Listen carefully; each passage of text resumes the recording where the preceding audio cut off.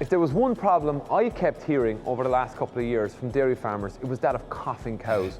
I'm standing in the parlour here, and every dairy farmer who's struggled with lungworm control or is treating cows with lungworm will have remembered that sound of that coughing cows during the grazing season. Lungworm seems to be a growing problem on our dairy farms, an increased challenge.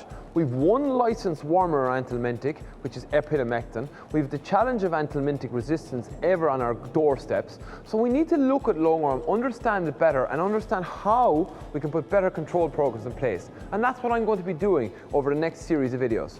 Why are we seeing more lungworm issues on farms? Well, if we look at our grazing patterns, we're really getting good at getting grass into cows. But that also makes a challenge because stocking densities are going up. Cows are grazing down where the parasites are, and they're going back over those rotations. Also, the weather is really playing into the hands of lungworm. Milder winters and warm, wet summers. That allows these larvae get out of dung onto pasture and really help the spread.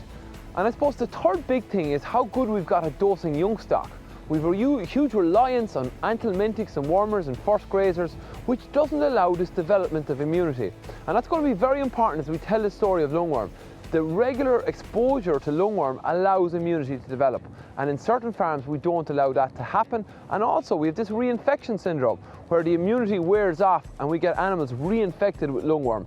So lungworm is a challenge, and we're definitely seeing more of it on a farm, and it causes lots of clinical issues.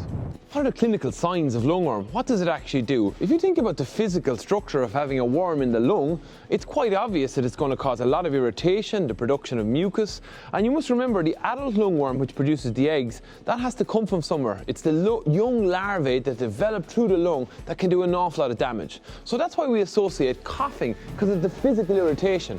But it also does a lot more than that. Lungworm infestations open the door for other viruses and bacteria. Lungworm can affect things like fertility in dairy cows. Lungworm depresses the immunity of animals. And if it's very severe and we've got a lot of lungworm, it can cause death. So lungworm's clinical signs, while we always associate it with coughing, particularly when we're moving animals, it can cause a lot more, with estimates that it can cost up to €150 per case in a dairy cow. So lungworm, it's a growing problem. It's affecting a lot of cows, a lot of farms. It's affecting profitability and performance, and it's going to affect our herd. So what we need to do is get a better handle and understand what we can do around lungworm control. But first of all, we've got to look at next in our next video, the life cycle of lungworm and how that works.